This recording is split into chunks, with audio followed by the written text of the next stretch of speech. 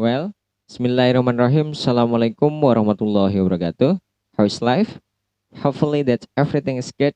Welcome to my teaching actually with me, Mr. Dimas, in Indonesia English translation subject, and especially for today, we are going to discuss about Indonesia English translation course 4. We are discussing about translation techniques. Jadi pada kesempatan hari ini untuk mata kuliah Indonesia English Translation, kita akan membahas kurs 4, yaitu tentang Translation Techniques. Silahkan di-download terlebih dahulu materi yang sudah saya upload di laman LMS. Kemudian, seperti biasa, lakukan multitasking, sembari menyimak video ini juga membuka file materi tersebut. Well, let's reopen the first slide over there. Silahkan dibuka slide pertama di sana, yang tertulis Indonesia English Translation Course 4, and we are discussing about translation techniques, and also I put our daily quotes over there. Seperti biasa, saya tempatkan quote harian di sana yang tertulis do something today that your future self will thank you for, yang artinya adalah lakukan sesuatu hari ini yang mana kita akan berterima kasih padanya di masa depan nanti. Dan quote ini diadopsi dari St. Patrick Flannery. Dari quote tersebut bisa dimaknai bahwasanya apa yang kita lakukan hari ini, apa yang menjadi kebiasaan kita hari ini, itu akan menentukan siapa dan bagaimana kita untuk 10 tahun atau 20 tahun yang akan datang. It's mean our future leaders. Oleh karena itu, kita harus hati-hati dalam menciptakan sebuah kebiasaan atau apa yang sering kita lakukan hari ini, karena itu sangat berpengaruh dan menentukan masa depan kita nanti. As we know that a big things is always start by little things. Hal yang kecil bahkan seperti kebiasaan pun itu akan berpengaruh kepada hal yang besar di masa depan kita nanti. Oleh karena itu, yang harus kita lakukan adalah hati-hati menciptakan kebiasaan ya. Untuk saat ini mari kita lakukan atau ciptakan kebiasaan dan upayakan hal-hal positif, melakukan hal-hal yang positif dalam kehidupan kita, sehingga next kita akan meraih masa depan yang positif, or it's mean that you are gonna be a successful person. That's all actually for my suggestion today. Carry on to discuss our materials. Just open the second slide over there. Silahkan dibuka slide kedua di sana. Untuk slide kedua, di sana tertulis Translation Techniques. Nah, ini pengantar pemahaman tentang apa itu Translation Techniques. Di sana tertulis Translation Method. Kita bahas terlebih dahulu Translation Method, lalu kita perbandingkan dengan Translation Techniques. Seperti yang sudah kita bahas sebelumnya, Translation Method refers to the way used by the translator in translation process based on the translator's objective related to the whole text. Jadi untuk translation method merupakan cara yang dipakai oleh penerjemah dalam proses penerjemahan berdasarkan tujuan dari penerjemah terkait dengan teks secara keseluruhan. Jadi clue-nya di sana adalah cara yang dipakai oleh si penerjemah berdasarkan tujuan dari penerjemah itu sendiri terkait dengan keseluruhan teks. Jadi kalau untuk translation method itu lebih kepada keseluruhan teks, the whole text. Berbeda dengan translation teknik yang itu lebih mengerucut kepada bagian terkecil dari teks atau seperti kata, frasa, dan kalimat. Itu perbedaan antara translation teknik dan method tadi. Langsung saja ke pengertian translation techniques. Sebagaimana yang dijelaskan oleh Morina and Albir in Hartono, translation technique is a practical way to analyze and classify how the process in looking for equivalent lexical item is done. Langsung saja ke kesimpulan saya ya di sana yang bercetak miring, translation techniques is the practical way used by the translator in translating and adjusting equivalent linguistic items of the smallest text units such as words, phrases, and sentence. Yang artinya adalah translation technique adalah cara praktis yang digunakan oleh penerjemah dalam menerjemahkan dan menyesuaikan item linguistik yang sepadan atau padanan item linguistik dari unit terkecil dari teks, yaitu seperti kata, frasa, dan kalimat. Jadi perbedaannya dengan method tadi, kalau method itu the whole text, kalau translation teknik itu lebih ke bagian terkecil teks, yaitu kata, frasa, dan kalimat. Seperti itu ya. Selanjutnya, di sana ada karakteristik yang diungkapkan oleh Molina and Albir in Hartono, yaitu there are five basic characteristic of translation techniques, namely ada 5 karakteristik dasar dari translation teknik. Yang pertama yaitu translation technique affect the translation result. Pasti ya, translation teknik berdampak kepada hasil penerjemahan. Tentunya sama dengan translation method juga berdampak kepada hasil terjemahan. Selanjutnya translation teknik compare SL with TL. Jadi translation teknik ini membandingkan bahasa sumber dengan bahasa target. Kemudian yang ketiga, translation technique affect the smallest text unit such as word, phrases, and sentence. Nah, ini sama seperti kesimpulan saya tadi, bahwa translation technique itu berdampak kepada unit terkecil dari teks, yaitu kata, frasa, dan kalimat. Kemudian the last one, translation techniques are discursive or logical, natural, and contextual. Jadi translation teknik ini lebih logis atau natural dan kontekstual. Intinya perbedaan antara translation method dan teknik adalah kalau method itu lebih kepada whole text atau teks secara keseluruhan. Kalau translation teknik itu practical way untuk bagian terkecil dari teks seperti kata, frasa, dan kalimat. Next, silahkan dibuka slide selanjutnya, yaitu slide ketiga. Ya, kita langsung saja membahas translation techniques untuk slide ketiga. Dibagi menjadi 2 kategori sebenarnya untuk translation techniques. Yang pertama yaitu direct, yang kedua adalah oblique. Ya, untuk kategori direct, yang pertama adalah borrowing atau peminjaman, dan yang kedua adalah calque. Untuk borrowing atau peminjaman, diartikan di sana borrowing is a translation technique by taking or adopting words or expression directly from another language without translation. Di sana diartikan borrowing merupakan teknik translation dengan cara mengadopsi atau mengambil. Beda ya, adopsi dengan adopsi. Kalau adopsi itu apa adanya kita ambil tanpa melakukan perubahan sedikit pun, itu adopsi. Kalau adopsi, kita mengambil sesuatu dan kita modify atau kita rubah untuk disesuaikan. Kalau adopsi itu apa adanya seperti itu. By taking, yaitu dengan cara mengambil atau mengadopsi kata ataupun expression, ungkapan secara langsung dari bahasa lain tanpa penerjemahan. Jadi adopsi ini peminjaman tanpa melakukan perubahan apapun ya. Adopsi di sana. It is also called as naturalization techniques. Ini juga disebut sebagai naturalization technique. Commonly, there is no alteration for borrowed words expression or expression. For the example, the word lobby from English is borrowed by Spanish. Di sana jelaskan umumnya tidak ada perubahan untuk peminjaman kata maupun ungkapan di sana. Untuk borrowing, jadi apa adanya, kata tersebut diadopsi dari bahasa lain untuk bahasa target, seperti itu, dari bahasa sumber ke bahasa target, dan tidak ada perubahan sama sekali. Itu untuk borrowing. Seperti contoh di sana, kata lobby dari Inggris dipinjam oleh Spanish, tetap lobby, seperti itu.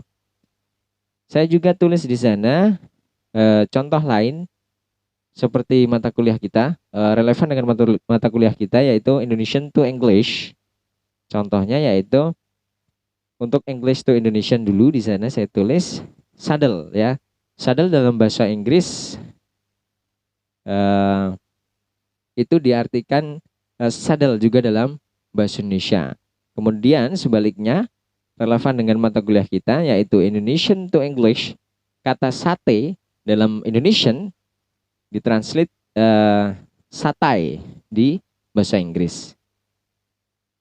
Itu untuk borrowing. Contohnya tadi, satai dalam bahasa Indonesia sebagai bahasa sumber menjadi satai dalam bahasa Inggris sebagai bahasa target. Yang kedua yaitu calc, teknik. Untuk calc teknik, di sana diartikan calc is a translation technique which translate the words or phrases of one language to the equivalent words or phrases of another language.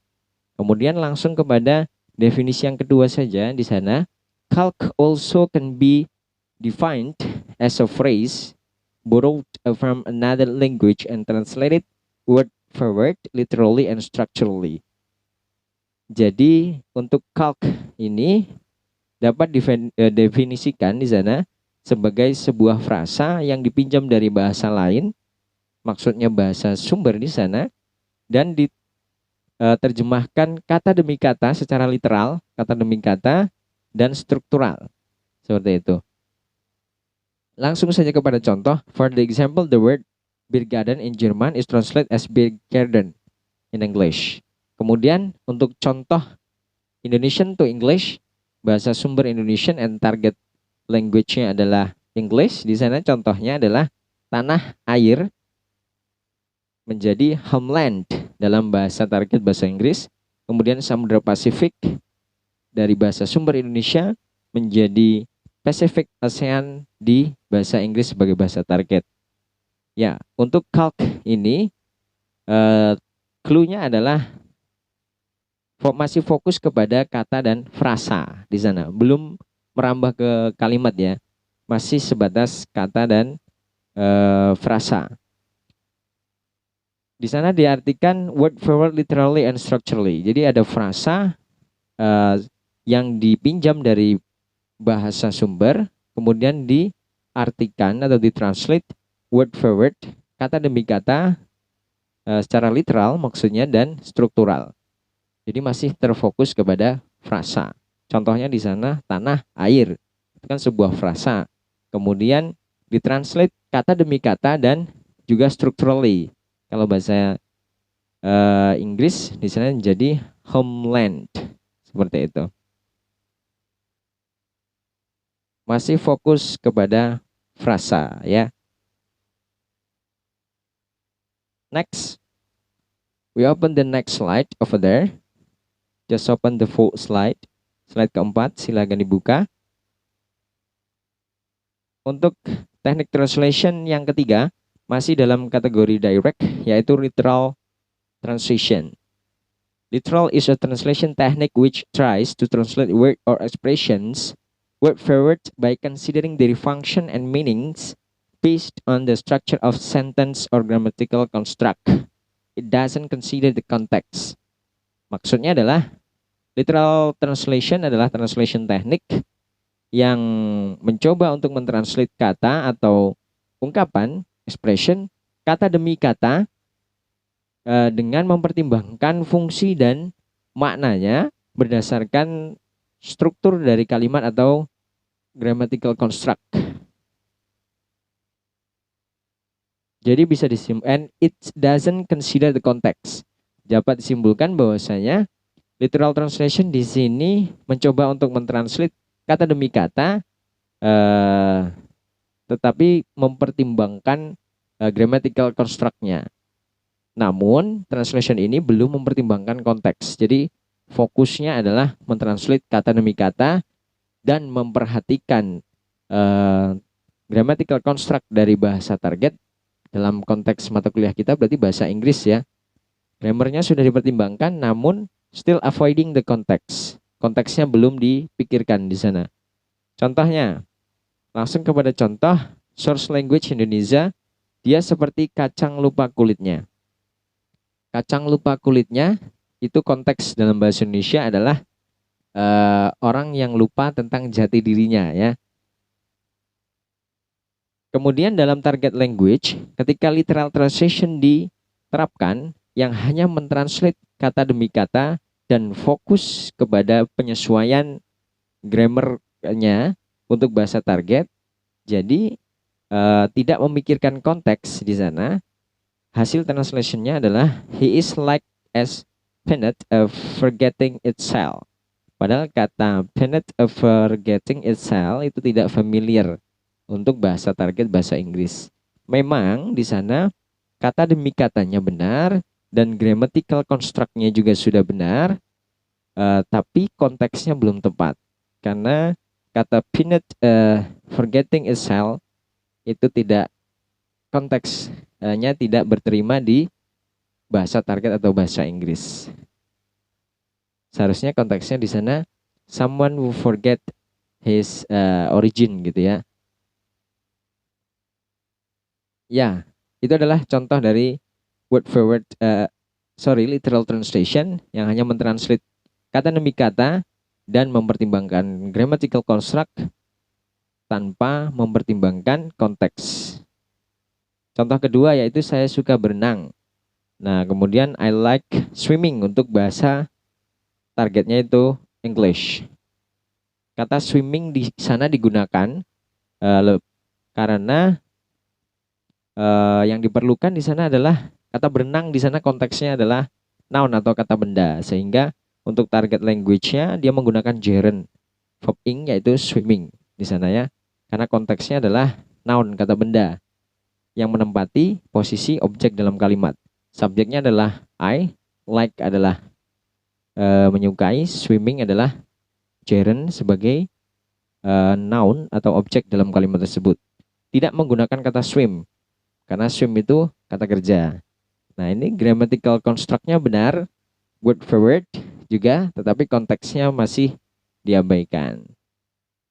Next, still in the fourth slide, masih di slide keempat. Di sana, setelah literal translation, we are going to discuss about oblique kategori.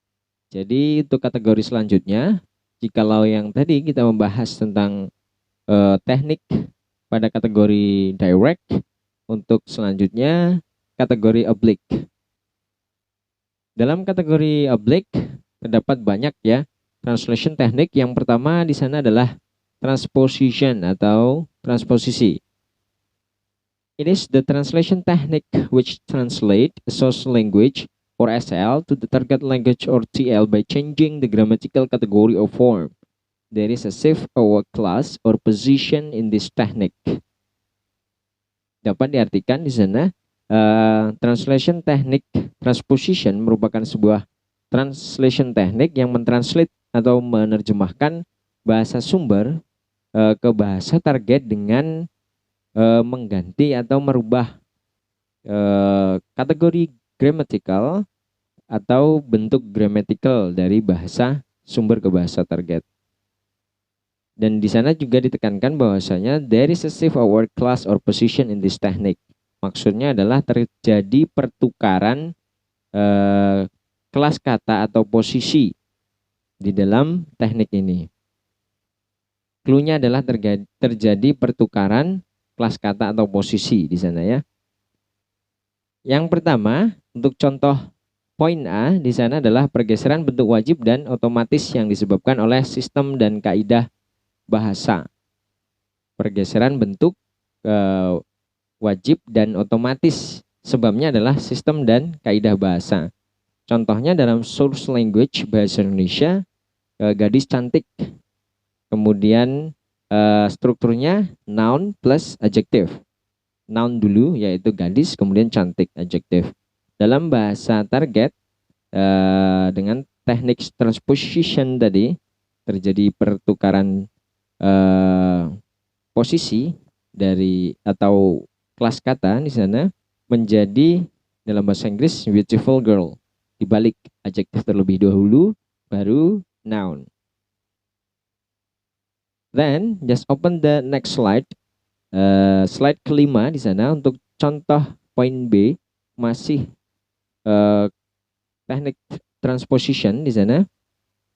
Pergeseran struktur gramatikal dalam bahasa sumber yang tidak ada dalam bahasa sasaran atau target language. Jadi untuk yang B ini contoh dengan alasan pergeseran struktur gramatikal dalam bahasa sumber yang tidak ada dalam bahasa target. Contohnya terdapat dua kategori contoh di sana. Yang pertama, peletakan objek di depan kalimat bahasa Indonesia yang tidak lazim dalam konsep struktur gramatikal bahasa Inggris. Jadi peletakan objek di depan kalimat dalam bahasa Indonesia itu lazim dilakukan atau kita temui ya, tapi tidak lazim dalam bahasa Inggris. Kecuali dalam kalimat pasif, yaitu dalam bahasa Inggris bisa objek di depan. Contoh source language bahasa Indonesia di sana buku itu harus kita bawa. Objek buku di depan, lazim dalam bahasa Indonesia. Karena tidak lazim dalam bahasa Inggris, kecuali dalam kalimat pasif, maka terjadi perubahan di sana. Untuk target language, hasil penerjemahannya adalah we must bring the book. The book-nya berada di belakang. Kemudian contoh selanjutnya untuk pergeseran struktur gramatikal dalam bahasa sumber yang tidak ada dalam bahasa target adalah peletakan verb atau verba di latar depan dalam bahasa Indonesia yang tidak lazim dalam struktur bahasa Inggris, kecuali dalam kalimat imperatif atau command. Ya, peletakan verb di awal kalimat itu memang lazim atau sering kita temui dalam bahasa Indonesia, tetapi tidak lazim dalam bahasa Inggris. Dalam bahasa Inggris itu penggunaan verb di awal itu hanya ada dalam pola satu kalimat, yaitu kalimat imperatif atau command. Seperti open the door, itu kan verbnya di awal. Hanya satu pola itu saja. Yang lainnya tidak lazim. Sehingga untuk source language di sana, untuk contohnya, telah disahkan penggunaannya. Verb berada di awal kalimat dalam bahasa Indonesia lazim digunakan, namun dalam target language bahasa Inggris dirubah, yaitu its usage has been approved. Approved-nya disahkan di sana, maknanya di belakang. Kemudian langsung kepada poin C, pergeseran karena alasan kewajaran ungkapan. Padanan bahasa sumber tidak wajar atau kaku dalam bahasa sasaran atau bahasa target. Untuk yang C ini alasannya kewajaran ungkapan ya. Jadi padanan bahasa sumber tidak wajar atau kaku di bahasa target. Contohnya source language bahasa Indonesia, bank yang memberikan pinjaman. Formulanya di sana noun plus clause. Clause itu adalah subjek plus verb. Satu clause itu terdiri dari satu paket subjek plus verb, itu clause. Kemudian dalam target language bahasa Inggris, lending bank, dia menggunakan kata lending di sana. Kata lending di sana adalah adjektif yang berupa participle aktif, verb yang sudah pindah fungsi menjadi adjektif dengan dalam bentuk verb ing, itu disebut participle aktif. Konteksnya sudah adjektif, bukan verb lagi. Lending bank, adjektif berupa participle aktif plus noun. Nounnya di sana adalah bank. Kemudian untuk selanjutnya, yang D, pergeseran unit, misalkan kata menjadi frasa atau sebaliknya. Kata menjadi frasa atau sebaliknya dari bahasa sumber ke bahasa target. Sering kita jumpai dalam penerjemahan kata-kata lepas. Contoh, source language Indonesia di sana, keadaan dapat saling dipertukarkan. Itu adalah frasa ya. Kumpulan kata tetapi belum kalimat, itu frasa. Frasa adalah kumpulan kata belum kalimat atau belum memuat subjek plus verb. Karena untuk dikatakan kalimat syaratnya adalah terdiri dari subjek plus verb atau ada verbnya di sana. Kalau belum memuat verb, kumpulan kata itu disebut dengan frasa. Frasa yang panjang itu menjadi kata di sana dalam bahasa target, yaitu interchangeability. Itu untuk pergeseran unit dari frasa menjadi kata. Next, we go to the next slide. Silahkan ke slide selanjutnya, yaitu slide ke-6. Kita membahas tentang teknik yang kedua dalam kategori oblik, yaitu modulation atau pergeseran makna. The modulation technique is a translation technique that translates the source language into the target language by changing the point of view. Maksudnya adalah di sana modulation atau pergeseran makna adalah translation teknik, teknik penerjemahan yang menerjemahkan atau mentranslate bahasa sumber ke bahasa target dengan merubah sudut pandang, point of view, di sana sudut pandang ya. Langsung ke contoh umum di sana. For example, in source language Anda akan segera memiliki anak. Menjadi dalam bahasa targetnya, bahasa Inggris di sana, you are going to be a father. Nah, itu terjadi pergantian perubahan point of view ya di sana, sudut pandang. Yang tadinya dikatakan dalam bahasa sumber, Anda akan segera memiliki anak. Nah, anak di sana, sudut pandangnya, segera memiliki anak. Tetapi dirubah dalam bahasa target, bahasa Inggris, you are going to be a father, menjadi father, ayah di sana. Namun, meaning atau konteks yang dibawa tetap sama. Ya, modulation. Di sana dikatakan modulation technique is divided into two types, namely modulation atau pergeseran makna di sini. Teknik tersebut dibagi menjadi dua, mandatory modulation and free modulation. Untuk yang pertama yaitu mandatory modulation atau modulasi wajib. It will performed when source language word or phrase doesn't have an equivalent word in target language, so it needs to be presented. Maksudnya adalah mandatory modulation atau modulasi wajib dilakukan ketika bahasa sumber, kata atau frasa dalam bahasa sumber tidak memiliki padanan atau equivalent word di bahasa target. Jadi dilakukan ketika tidak ada padanan di bahasa target. Format yang dibawa bahasa sumber tidak ada padanannya di bahasa target. Contoh di sana, passive form in Indonesia become active in English or vice versa. Jadi bisa sebagai contoh di sana, format bentuk pasif dalam bahasa sumber bahasa Indonesia menjadi aktif di bahasa target bahasa Inggris atau sebaliknya. Jadi bisa sebaliknya ya.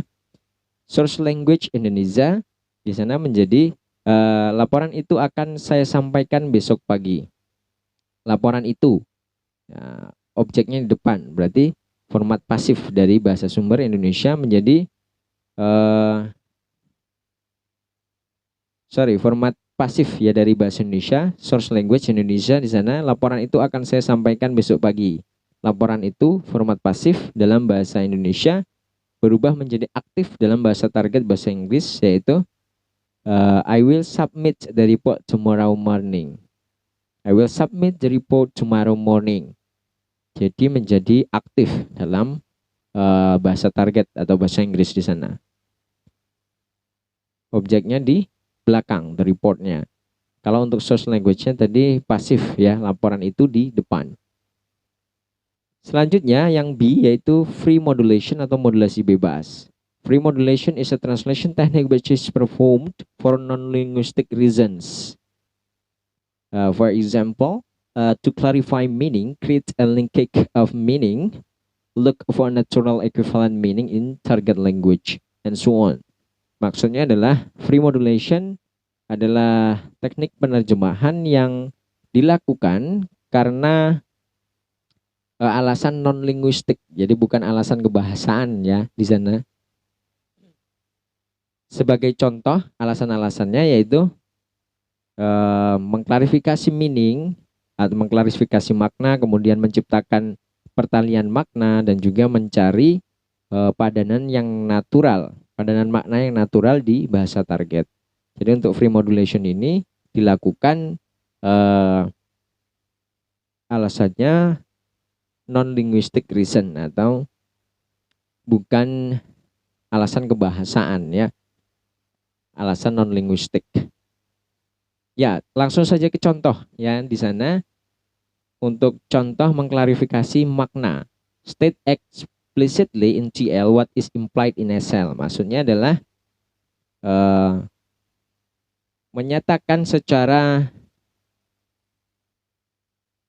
eksplisit apa yang eksplisit di bahasa target, apa yang implisit di bahasa sumber. Yang maksudnya adalah eksplisit itu makna yang jelasnya, menempatkan secara jelas makna tersebut di bahasa target, apa yang tersembunyi di bahasa sumber. Jadi bahasa sumbernya membawa makna yang tersembunyi, lalu dibuat eksplisit atau jelas di bahasa target. Sehingga bisa dikatakan itu cara untuk mengklarifikasi makna di sana. Dalam bahasa sumber Indonesia, laporan harus dikirim per triwulan.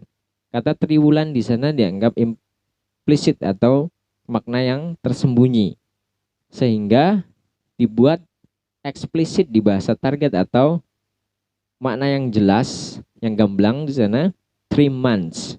The report must be sent every 3 months. Triwulan masih implisit atau tersembunyi, kemudian dirubah dalam bahasa target menjadi eksplisit untuk mengklarifikasi makna di sana menjadi 3 months. Next, untuk selanjutnya adalah slide ke-7. Silakan dibuka untuk ke slide ke-7. Untuk teknik yang ketiga masih dalam kategori oblique, yaitu compensation. According to Molina and Albir 2002 in Hartono 2017 page 34, they argued that compensation is used to introduce a source text or ST element of information or stylistic effect in another place in the target text or TT because it cannot be replaced in the same place as in the source text. Langsung kesimpulan saya di sana, it means that the compensation is the translation technique which is used when the meaning or information of source language cannot be translated in TL and the lost meaning itself is expressed by another form in TL. In other words, the translator creates another form in TL because the meaning or information of SL cannot be translated in TL. Maksudnya adalah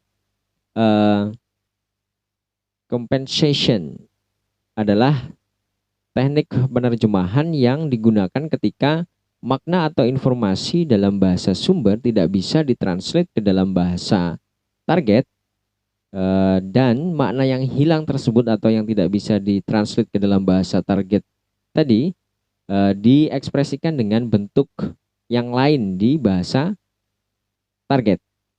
Dengan kata lain, seorang penerjemah menciptakan bentuk atau memunculkan bentuk baru yang lain dalam bahasa target karena makna atau informasi dalam bahasa sumber tadi tidak bisa ditranslate atau diterjemahkan dalam bahasa target. Contohnya di sana adalah source language Indonesia. Beliau adalah seorang guru. Terkhusus untuk kata beliau ya di sana dalam bahasa Indonesia terdapat perbedaan kata ganti beliau, dia, dan ia seperti itu. Dalam bahasa Inggris tidak ya. Sehingga di sana target language atau bahasa Inggrisnya adalah menggunakan he atau she. Boleh she atau he untuk menggantikan kata beliau tadi. Di sana di contoh saya gunakan he is a teacher. Itu contoh umum dari compensation. Kemudian Harvey and Higgins 1992 classifies compensation into 4 types. Mengkategorikan compensation menjadi 4 tipe. Harvey dan Higgins.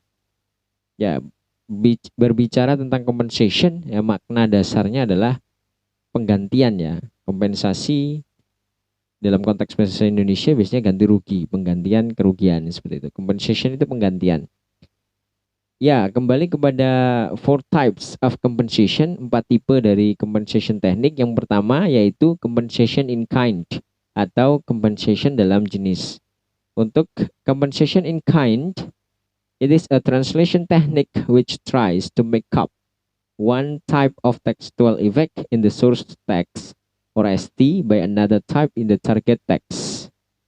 Jadi kompensasi dalam jenis ini, kompensasi dalam jenis merupakan sebuah translation teknik yang mencoba atau berusaha untuk memperbaiki suatu jenis efek tekstual dari bahasa sumber dengan bentuk yang lain dari jenis yang lain dari bahasa target, seperti itu untuk compensation in kind. Contohnya di sana bisa kita lihat yaitu dalam source language Indonesia, mari bersyukur kepadanya.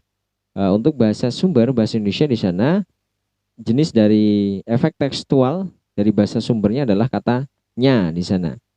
Kemudian diganti oleh penerjemah dalam bahasa targetnya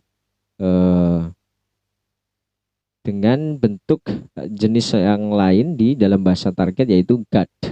Karena memang tidak ada padanan untuk merepresentasikan katanya, pola seperti katanya di dalam bahasa target bahasa Inggris. Sehingga digunakan kata God di sana untuk merepresentasikan makna yang sepadan dari bahasa sumbernya yaitu katanya tadi. Kemudian next silahkan dibuka slide ke-8. Jenis kedua dari compensation yaitu compensation in place.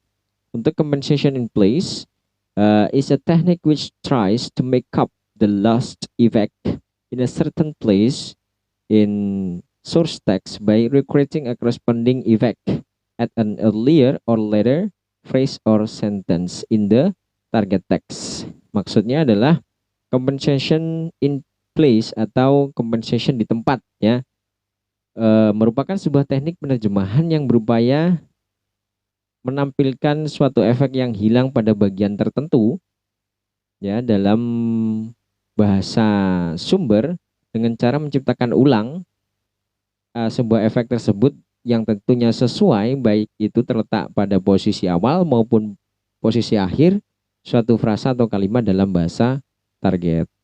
Jadi terdapat efek yang hilang di tempat tertentu di bahasa sumber. Kemudian si penerjemah menciptakan kembali atau recreating efek yang sesuai baik di awal maupun di akhir dari frasa maupun atau kalimat di bahasa target. Seperti contoh yang pertama di sana Indonesia, Jawa, ya. Kemudian dalam bahasa Inggris Java. Ada perubahan dari W menjadi V di sana. Kemudian contoh yang sangat relevan di sana adalah source language untuk bahasa Indonesia, dia tinggal di pelosok, ya. Informasi yang disampaikan dari source language atau konteks yang di bawah hanya kata pelosok, tidak menyebutkan daerah, tidak daerah pelosok, tapi hanya pelosok saja.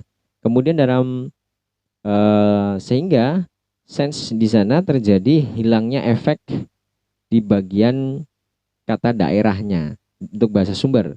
Nah di bahasa targetnya, target language bahasa Inggris dimunculkan he live at a remote area. Remote artinya pelosok ya. Jadi secara complete di sana disebutkan remote area, dimunculkan kata area-nya sebagai lost effect tadi, efek yang hilang tadi di bahasa sumber, kemudian ditampilkan di bahasa target bahasa Inggris di sana remote area, sudah ada kata area-nya. Next, yang C yaitu compensation by merging. The technique of compensation by merging is to condense the source text feature carry over a relatively long stretch. Nah, bentangan yang panjang ya, long stretch of text. Bisa dikatakan complex phrase into a relatively short stretch of target text. Say a simple word or simple phrase. Jadi compensation by merging ini bisa disebut juga kompensasi dengan cara menggabung, ya. Apa yang digabung di sana? Maksud dari compensation in merging di sini adalah teknik penerjemahan dengan cara menggabung atau memadatkan, juga bisa disebut meringkas ya. Ciri-ciri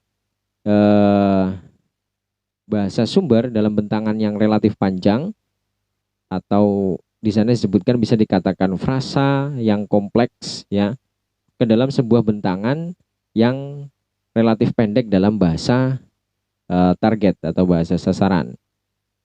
Contohnya kata tunggal ataupun frasa yang lebih pendek seperti itu. Jadi singkatnya adalah compensation by merging di sini adalah kompensasi dengan cara teknik yang menggabungkan eh, atau memadatkan ya, meringkas dari long stretch of text atau bentangan yang panjang berupa frasa yang kompleks atau yang sangat panjang menjadi relatif pendek, yaitu menjadi kata simple atau frasa yang simple, yang lebih pendek tentunya. Dari panjang, frasa yang panjang menjadi lebih simple atau lebih pendek. Singkatnya seperti itu. Contoh, source language Indonesia, anak yang sudah lama menghilang itu telah ditemukan. Jadi ada frasa yang sangat panjang di sana atau kompleks di sana dari bahasa sumber, yaitu anak yang sudah lama menghilang itu. Kemudian dikonstruk atau diringkas dalam bahasa target, bahasa Inggris di sana, the lost child has been found. The lost child di sana. Bentuk ringkasan dari anak yang sudah lama menghilang itu menjadi the lost child. Kemudian yang D yaitu compensation by splitting. It is the technique which splits a single information element in SL into two information elements that represent the TL. It is used when there is no single TL word that covers the same range of meaning as given SL word. Nah, ini compensation in splitting biasa juga disebut sebagai compensation dengan cara memecah. Kalau compensation by merging tadi menggabung, kalau ini memecah justru. Yaitu sebuah teknik penerjemahan yang memecah informasi tunggal, elemen informasi tunggal dalam bahasa sumber menjadi elemen informasi ganda atau dua informasi elemen informasi, jadi dari tunggal satu gitu ya menjadi dua unsur informasi yang merepresentasikan makna di dalam target language. Dan teknik ini digunakan ketika tidak adanya kata tunggal dalam bahasa target yang bisa mengcover makna yang sama dari bahasa sumber tadi. Gitu. Jadi split ini dengan cara memecah informasi unsur informasi tunggal dari bahasa sumber menjadi unsur informasi ganda atau dua unsur informasi di bahasa target. Dan itu terjadi digunakan ketika tidak ada satu kata tunggal yang bisa merepresentasikan makna yang sama di bahasa sumber, seperti itu. Contoh, langsung saja ke contoh. Untuk source language bahasa Indonesia, dia merawat kucingku. Kemudian di sisi kanannya di sana target language-nya bahasa Inggris, dari kata merawat menjadi yang tadinya satu kata menjadi dua kata. Itu look after my cat. She look after my cat. Itu artinya merawat juga.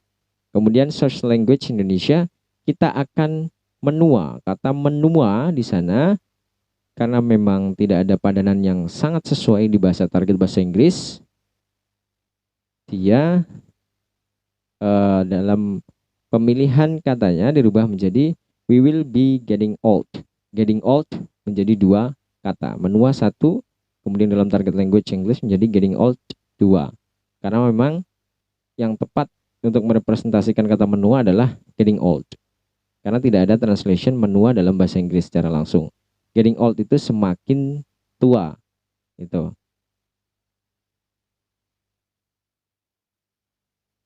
Well, silahkan dibuka slide selanjutnya yaitu slide ke-9. Untuk teknik keempat yaitu adaptation. Adaptation as a method according to Newmark 1998 is different from adaptation as a technique according to Molina and Albir 2002. Jadi dijelaskan di sana adaptation atau penyesuaian ya, adaptation itu sebagai metode menurut Newmark itu berbeda dengan adaptation sebagai teknik menurut Molina and Albir. Kemudian dijelaskan kembali, adaptation as a method tends to the translation which generates the whole text as the adaptation or saduran dalam bahasa Indonesia. Meanwhile, adaptation as a technique more tends to the effort for changing cultural element in the small unit text of source language with the equivalent cultural element of target language, or this process is called a cultural shift process. For the example, changing the word baseball in English becomes football in Spanish. Jadi untuk adaptation atau penyesuaian di sini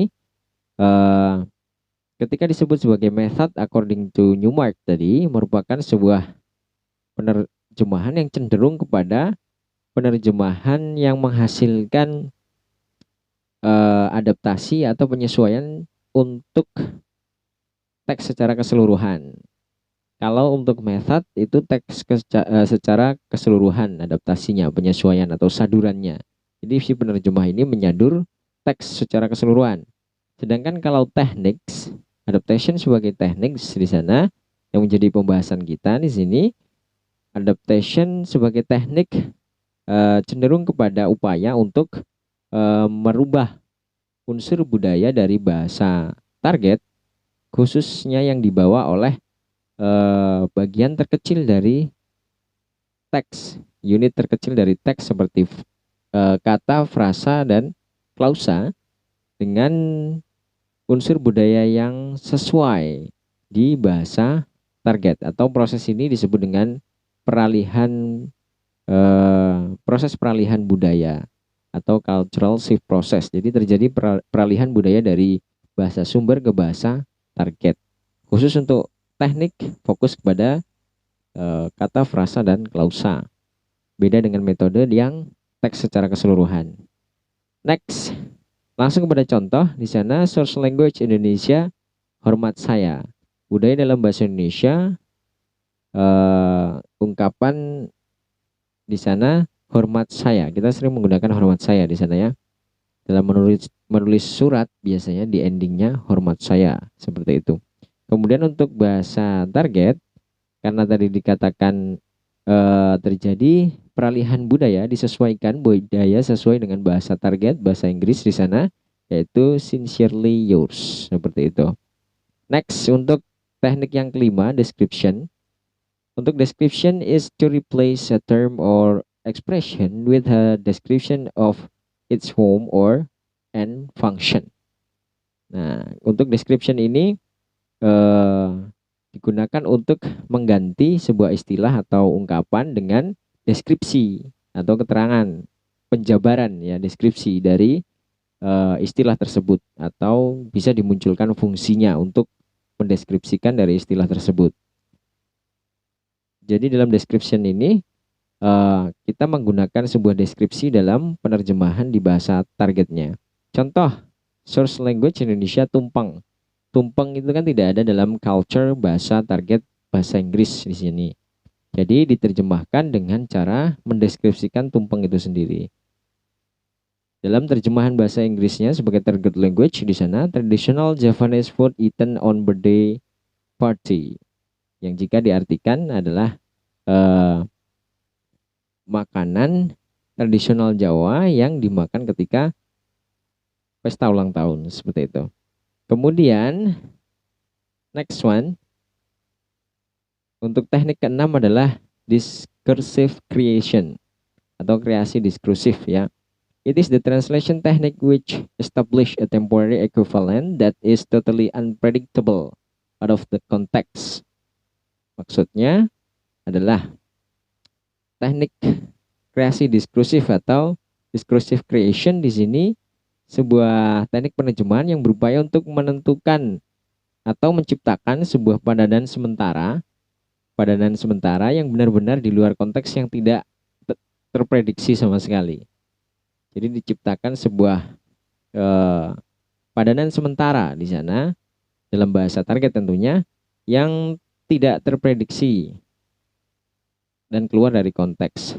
Misalkan dalam source language, contoh di sana bahasa Indonesia suami sementara. Kemudian dalam target language bahasa Inggris husband for a year. Ya, kata sementara dalam bahasa sumber itu kan belum tentu bermakna 1 tahun, 2 tahun, 3 tahun, tidak terprediksi kapan sementara itu.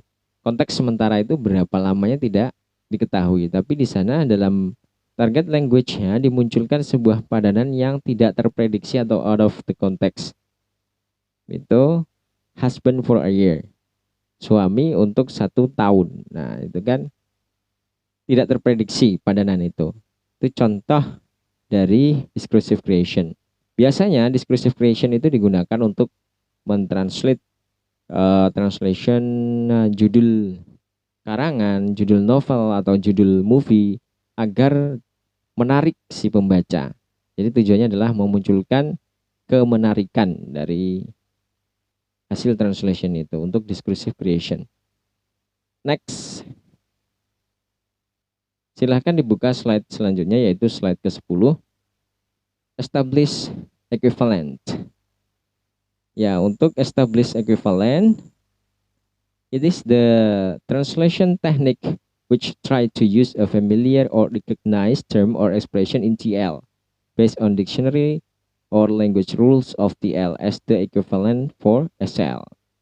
Jadi dalam establish equivalent atau yang disebut juga sebagai teknik kesepadanan lazim ya, adalah sebuah teknik penerjemahan yang berupaya menggunakan sebuah istilah atau ungkapan yang dikenal baik berdasarkan kamus atau aturan bahasa sebagai mestinya sebagai sebuah padanan dalam bahasa target language atau bahasa sasaran. Di sini di establish equivalent di sini saya bold bagian familiar or recognized term of or expression. Jadi untuk establish equivalent ini berusaha untuk menggunakan istilah atau ungkapan yang familiar dalam bahasa target untuk merepresentasikan atau menggantikan makna atau mencari makna kata yang sepadan dengan makna di bahasa sumber. Contoh, source language, bahasa Indonesia. Sebagai bahasa sumber di sana mereka seperti pinang dibelah dua. Dalam sense atau kultur bahasa Indonesia untuk menyebut orang yang mirip atau kembar itu kita menggunakan istilah pinang dibelah dua. Nah, ketika kita translate dalam bahasa target atau bahasa Inggris di sana, target language English, kita sesuaikan culture untuk bahasa targetnya. Nah, orang Inggris lebih menyebutnya two piece di sana. Untuk makna orang yang mirip, orang yang kembar itu disebut sebagai two piece di sana. Dua belah kacang polong seperti itu ya. Kacang ya. They are as like as a two piece. Jadi istilah pinang dibelah dua dalam bahasa Inggris itu atau orang yang mirip dalam bahasa Inggris disebut they are as like as two piece. Karena perbedaan budaya tadi. Nah, ini sudah disesuaikan ya. Familiarnya atau yang sering digunakan dalam sense bahasa Inggris pinang dibelah dua atau untuk menyatakan meaning orang yang mirip adalah two piece seperti itu. Kemudian untuk yang ke-8 yaitu generalization, yaitu mengeneralkan seperti itu ya. It is the technique which use a more general or neutral term in translating text from SL to TL. It changes the SL word which has a narrow meaning with the TL word which has a broader meaning. Nah, jadi pengeneralisasian di sini atau generalisasi adalah sebuah teknik yang menggunakan istilah yang lebih general dalam mentranslate bahasa sumber ke bahasa target.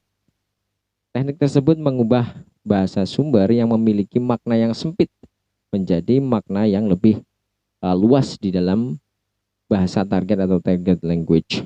Contoh, di sana bahasa sumbernya Indonesia. Contoh yang pertama ya, Indonesia, yaitu dia tertembak di medan perang. Untuk bahasa source atau bahasa sumber Indonesia di sini kata tertembak itu maknanya sempit atau maknanya lebih spesifik yaitu tertembak di medan perang. Kemudian untuk bahasa targetnya dibuat lebih general atau umum yaitu he was killed in the battlefield. Dia terbunuh di medan perang.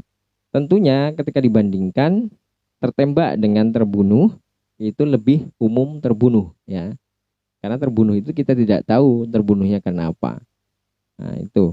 Untuk contoh yang kedua, agar lebih jelas, Source Language Indonesia, dia mengajariku cara menanam, merawat, dan memanen padi. Dalam bahasa sumber Indonesia di sana, informasi yang diuraikan itu spesifik, istilah yang diungkapkan spesifik. Cara menanam, merawat, dan memanen padi. Atau maknanya sempit, khusus.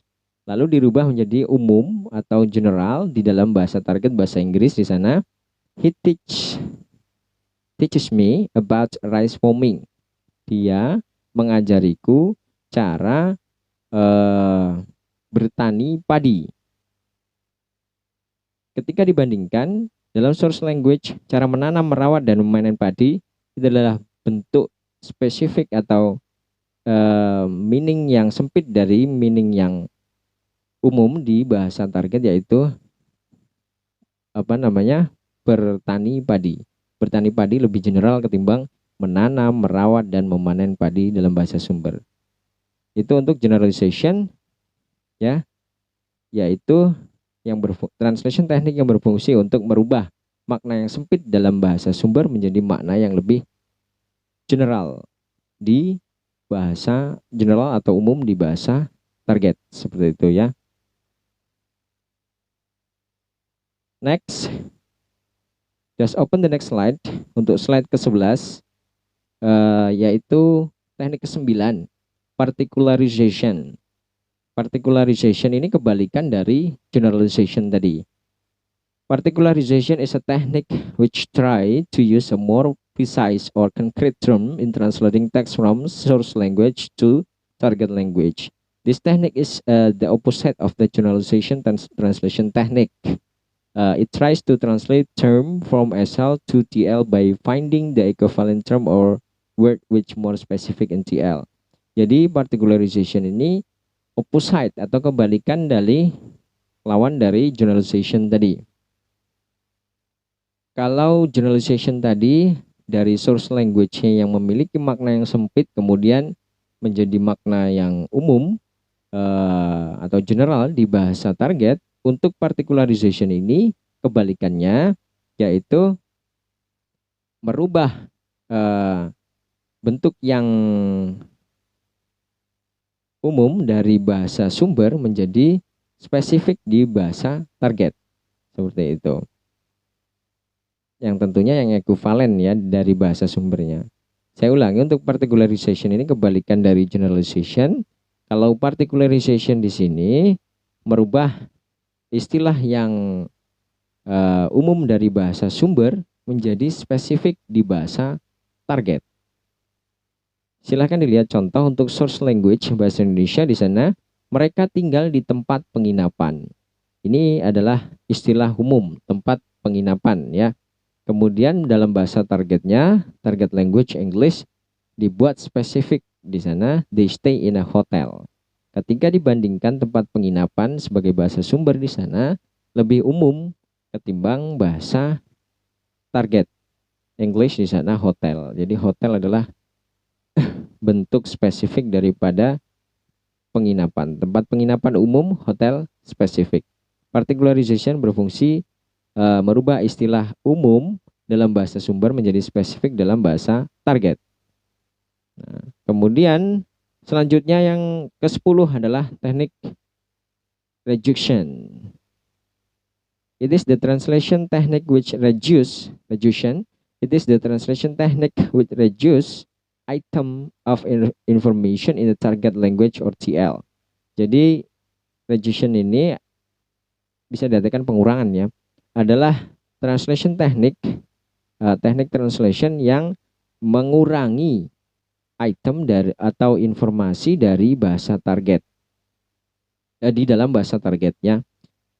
Saya ulangi, reduction adalah sebuah translation teknik yang mereduce atau mengurangi item atau informasi dari bahasa sumber di bahasa target. Gitu. Jadi informasi di bahasa sumber itu dikurangi. Jadi ketika ditranslate dalam bahasa target sudah berkurang. Di sana dijelaskan in target language. Translation teknik yang mereduce atau mengurangi item, bagian atau informasi di target language, dalam target language. Contoh, source language di sana. Contoh yang pertama ya. Surabaya yang merupakan ibu kota Provinsi Jawa Timur dikenal sebagai kota pahlawan. Sangat panjang ya, Surabaya dijelaskan dengan informasi yang merupakan ibu kota Provinsi Jawa Timur, dikenal sebagai kota pahlawan. Terjadi reduction information atau part bagian di sana dalam bahasa targetnya, translationnya bahasa Inggris. Surabaya is known as the city of heroes. Surabaya dikenal sebagai kota pahlawan. Berarti informasi yang direduce atau yang dikurangi adalah kalimat yang merupakan frasa, maksud saya, yang merupakan ibu kota Provinsi Jawa Timur itu dihilangkan dalam hasil penerjemahan bahasa targetnya. Itu adalah reduction. Pengurangan item atau bagian atau informasi di target language. Kemudian source language, contoh yang kedua, bahasa Indonesia, dia merasa sangat sedih dan terpuruk. Nah, ada sedih dan terpuruk di sana. Kemudian dalam bahasa target, terpuruknya di reduce atau dihilangkan menjadi dalam bahasa target bahasa Inggris, she is so sad. Dia sangat sedih saja. Terpuruknya dihilangkan atau di reduce. Next, just open the next slide. Slide ke-12 di sana. We are discussing about substitution and variation. Untuk teknik yang ke-10 yaitu substitution technique. Substitute, mengganti, seperti itu ya. Substitution is the technique which changes linguistic elements becomes paralinguistic elements, intonation or gesture or vice versa.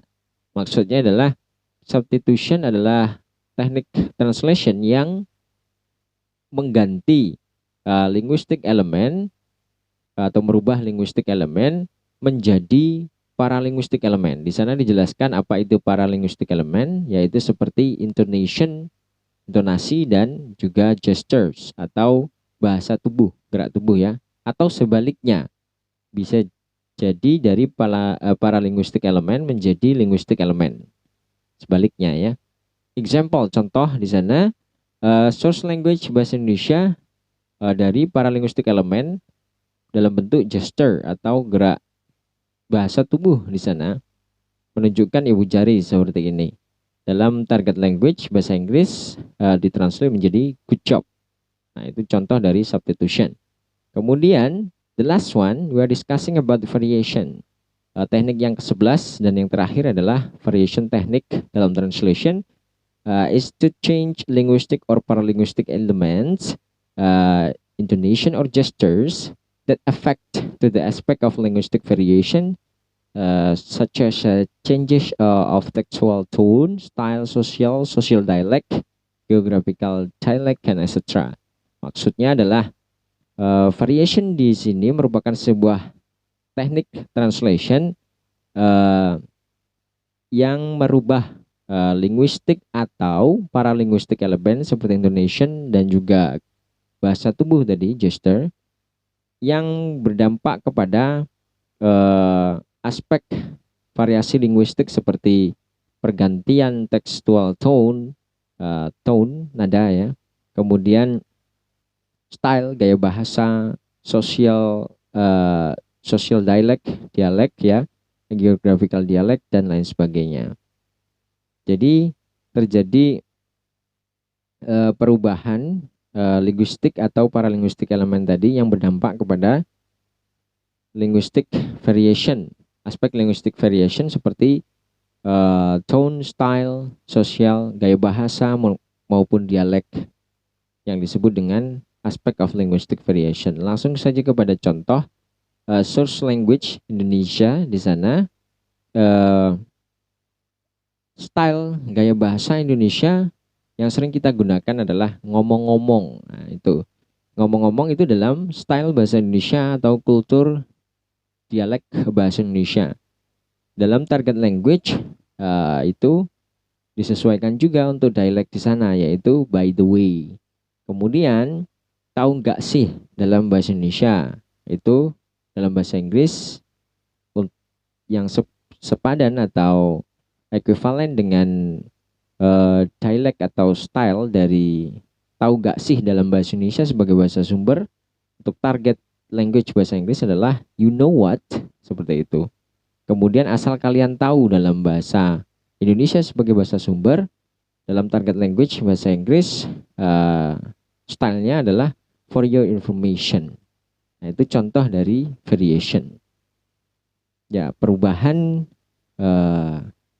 itu tadi apa namanya? Tone, kemudian style, dialek dan lain sebagainya yang kaitannya erat dengan kultur, ya.